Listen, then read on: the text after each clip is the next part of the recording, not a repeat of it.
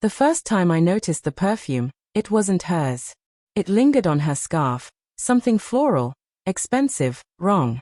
I told myself I was imagining it. But it clung to my fingers when I picked it up, faint but foreign, like the ghost of someone else's presence whispering through our home. I should have asked her then. Instead, I folded the scarf neatly on the dresser and said nothing. That's how betrayal begins, not with lies, but with silence. 3 weeks later, I stood in the driveway watching her get into another man's car. It was a silver BMW, clean, tinted windows. She didn't see me.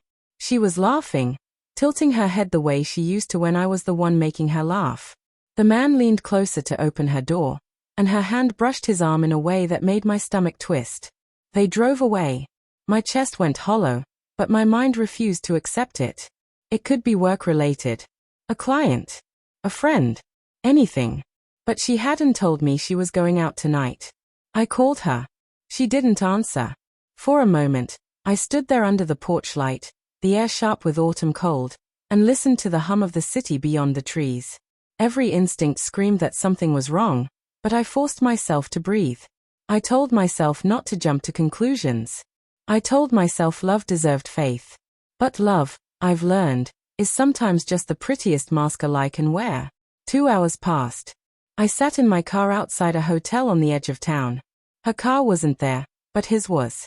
The silver BMW gleamed under the fluorescent lights, its windshield beaded with drizzle.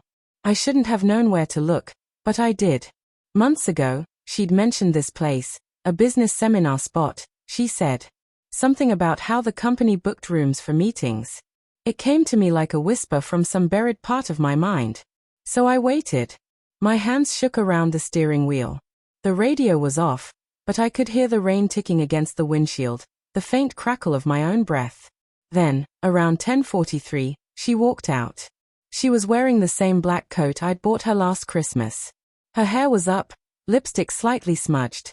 She stopped by the door, looked back into the lobby, then he appeared behind her, smiling. My stomach turned to ice. They stood close, talking softly. Too close. Then he reached for her hand. She hesitated for half a second, and didn't pull away. That half second destroyed everything I thought I knew about her. I didn't confront them right away. I couldn't.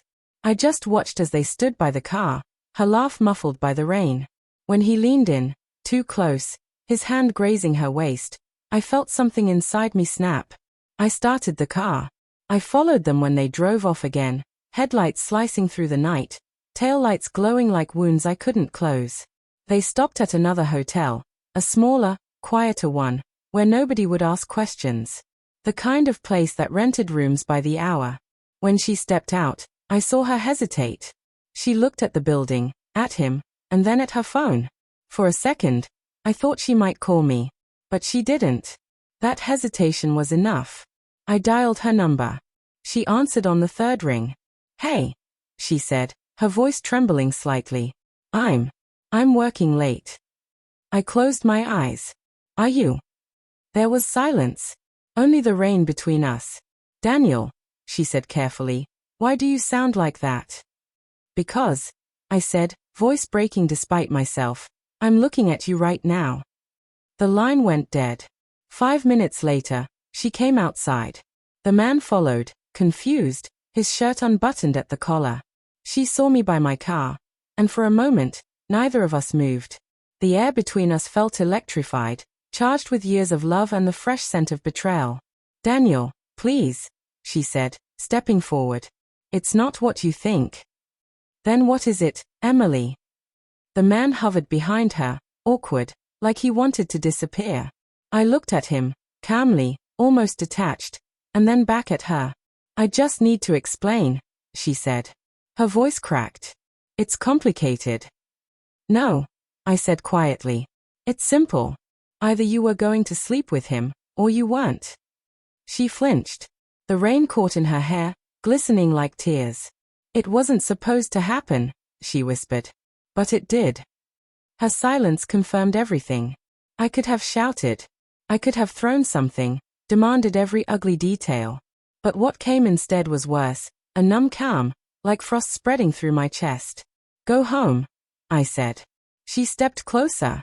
Daniel. Go. Home. I stayed in the car long after they left. The rain softened to a drizzle. Somewhere in the distance, a siren wailed. I wanted to drive away, but something in me needed closure. One last truth before I let the world collapse. So I called her again. When she picked up, she sounded broken. Daniel, please, I didn't mean for it to. I believe you, I said softly. You didn't mean to get caught. She didn't deny it. There was only breathing, and the sound of her crying. Then I said the thing that changed everything. Emily, I know about the pregnancy. Silence. You told me you couldn't get pregnant again, I continued. That the doctor said it was impossible. But he called last week. Your results came to the house. You didn't lose the baby last month, did you? The line was dead quiet. I could hear the faint tremor in her breath. It's his, isn't it? I asked. A sob broke through the receiver. I closed my eyes, every part of me collapsing inward. That's what tonight was about, I whispered. You were going to tell him? Daniel, I'm sorry, she cried. I was scared, you've been distant, and I didn't know how to. I hung up. Because there's no explanation that can untangle a lie that deep. When I came home, the house felt different, like someone had rearranged the air. The photos on the wall, the mug she left in the sink, the half-burned candle by the window, all of it mocked the life I thought we had. I sat in the dark for hours, listening to the rain fade. At 3:27 a.m., I heard her car pull into the driveway. She didn't come inside right away. Maybe she was gathering courage. Or maybe she knew it was over.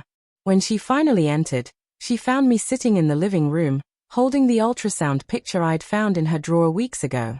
Her face went pale. Daniel. I'm not angry anymore, I said. Just, done. Her lips trembled. Can we please talk about this?